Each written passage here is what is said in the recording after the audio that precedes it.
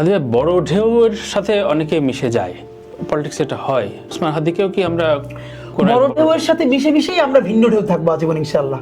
আচ্ছা, এটা এই স্বতন্ত্র বোধটা এই জন্য বলতে পারি যে এটাকে আমি বরিশালের ভাষা বলি ক্ষয়রাহিত্যপনা, মানে ছোট লোকি যেটারে বলে। মানুষের বিভিন্ন ধরনের আকাঙ্ক্ষা বা অথবা বলে যে এক ধরনেরই থাকে যে এইটা আমি পাই নাই, হতাশা বোধ।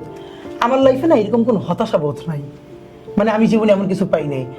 আমি খুব ছোট থেকে আমার এলাকার ডিসি, বিভাগীয় কমিশনার, ওনারা আমার নামই চেনেন আমার ছোটবেলা থেকে কালচারাল পারফরমেন্সের কারণে।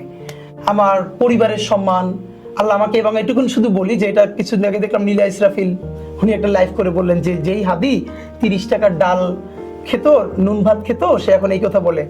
আপনি ওনাকে অনার জানাই বলি, এই গণ অভ্যুত্থানের কেন্দ্র করে যেই কয়টা মুখ পরিচিত হয়েছে এর মধ্যে যদি একটা মুখ থাকে যাকে আল্লাহ মাশাআল্লাহ খুব ভালো সলভেন্সি অনেক আগে থেকে দিয়েছিল, সেটা হাদি। আমি ঢাকা ভার্সিটিতে ভর্তি হওয়ার প্রথম থেকে ফার্স্ট ইয়ার থেকে আমি সাইফুরসে ক্লাস নেই, এবং শুধু ক্লাস নেই না, সাইফুরসের পান্থপথ এবং মৌচক দুটো সেরা ব্রাঞ্চের আমি খুব জনপ্রিয় ফ্যাকাল্টি ছিলাম। আমি গত 10 বছরে বাংলাদেশের বহু কর্পোরেট গ্রুপকে ল্যাঙ্গুয়েজ ট্রেনিং করাইছি, রহিম আফরোজ থেকে শুরু করে অনেকগুলোকে। আমি প্রতি বছর বাংলাদেশের অনেকগুলো শিক্ষা প্রতিষ্ঠানে ল্যাঙ্গুয়েজ ট্রেনিং করাই, টিচার্স ট্রেনিং করাই 5 দিন 7 দিন ব্যাপী, স্পোকেন, ফনেটিক্স, প্রেজেন্টেশন।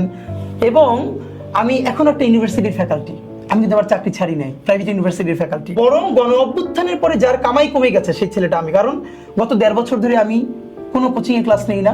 আমি স্পেশাল আইএলটিএস এর রিডিং ব্যাচ পড়াইতাম, এটা টাফ মডিউল এবং এটা ভালো আর্ন করা যায়, আমার সেটা বন্ধ হয়ে গেছে। ইভেন আমার এবং আলহামদুলিল্লাহ আমি আপনাকে বলি যে আমার ফ্যামিলি সবাই খুব রিচ না, কিন্তু সবার মাশাআল্লাহ এত একটা ভালো সেটেল লাইফ আছে। আমি অনেকদিন কিছু না করলে ইনশাআল্লাহ আমার বাজার বন্ধ হবে না। হ্যাঁ, আমার অনেকে বিদেশ থেকে বলি, আমাকে 3 দিন আগে ইউএস থেকে এক ভাই, উনি দেশে আসবেন, প্রচন্ড পছন্দ করে আমাকে, তখন আমাকে ফোন করে বললেন, ভাই আপনি কিন্তু আপনার জন্য না বলতে পারবেন না, আমি কিন্তু আইফোন 17 নিলাম। তাই আমি বললাম, ভাই আপনার হাতে পায়ে ধরি, এইটাই নেন না, আপনি আমাদের সবার জন্য চকলেট নিয়ে আসেন। আমার যদি এটা দরকারি হয়, আমার ভাই সে ইন্টারন্যাশনাল মেডিকেল ট্যুরিজম করে, প্রতি মাসে সে 2টা ট্রিপ বিদেশে যায়। কি হয়েছে আমি আপনার মজার বলি, সে আমার বিয়েতে আমার একটা অনেক দামি ওয়ালেট দিছিল। আচ্ছা, কিন্তু আমার হিসাবটা কি জানেন, যেইটা আমি 3000 টাকায় করতে পারি এটা না আমি 13,000 টাকায় করতে চাই না। আচ্ছা, আমার হিসাব হলো ওইটা আমি 3000 টাকা করে, বাকি 10,000 টাকা আমার যেই আত্মীয় ডাক্তার দেখাইতে পারতেছে না, ডাক্তার দেখাইছে ওষুধ কিনতে পারতেছে না, আমি ওইখানে ডোনেট করতে চাই।